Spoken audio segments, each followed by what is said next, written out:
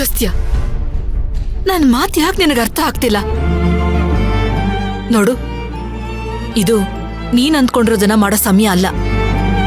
ಮೊದ್ಲೇ ಜನ ನಿನ್ನನ್ ಕಂಡ್ರೆ ಕೆಂಡ ಕಾರ್ತಾರೆ ಅಂತ ಗೊತ್ತಿದ್ರು ಬೇಡ ಕಣೋ.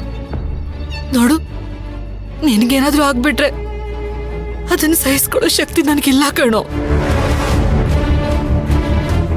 ಅಮ್ಮ, ಅದ್ ಏನಾಗುತ್ತೋ ಅದು ಇವತ್ತೇ ಆಗ್ಬಿಡ್ಲಿ. ನಾನು ಒಬ್ನೇ ಎದುರಿಸ್ತೀನಿ. ಹೇಗಿದ್ರೆ ಇದು ನನ್ನಿಂದ ಆಗಿರೋ ತಪ್ಪಲ್ವಾ?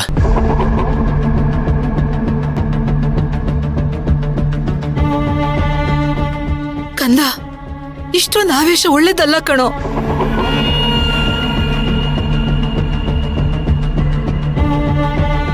ಮತ್ತ ಅಪ್ಪನ ಹೆಸರು ಹೀಗೆ ಹಾಳಾಗ್ತಿದ್ರೆ ನಾನ್ ನೋಡ್ಕೊಂಡು ಹೇಗೆ ಸುಮ್ನಿರ್ಲಿ? ನಾನ್ ಯಾಕೆ ನನ್ನ ಪ್ರಾಣಕ್ಕೋಸ್ಕರ ಹೆದರ್ಕೊಂಡು ಹೇಡಿ ಆಗಿರ್ಲಿ ಹೇಳಿ?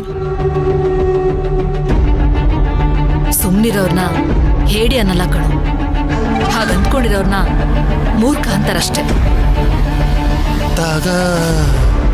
ಹಾಗಿದ್ರೆ ಅಗಸ್ತ್ಯರು ಇನ್ನೊಂದು ಸಮಸ್ಯೆನ ಮನೆ ಬಾಗಿಲಿಗೆ ತರೋ ನಿರ್ಧಾರ ಮಾಡಿದ್ದಾರೆ ಅಂತ ಆಯ್ತು. ಹಾಗಿದ್ರೆ ಅವ್ರು ಕೊಡೋ ಶಿಕ್ಷೆನ ನಾನು ಅನುಭವಿಸ್ತೀನಿ ಬಿಡಮ್ಮ. ಅಗಸ್ತ್ಯ, ಸಾಕು ಈ ಕಣ್ಣ ಮುಚ್ಚಲ ಆಟ. ಇನ್ ಏನೇ ಆದ್ರೂ ಎಂತ ಕ್ಷಣದಲ್ಲಾದ್ರೂ ನಾನ್ ನಿನ್ ಜೊತೆ ಇರ್ತೀನಿ. ಅದ್ ಯಾರು ಬರ್ತಾರೋ ಬರ್ಲಿ, ಇನ್ ಏನೇ ಇದ್ರು ಅವ್ರು ನನ್ನನ್ನು ದಾಡ್ಕೊಂಡೇ ಮುಂದೆ ಹೋಗ್ಬೇಕು.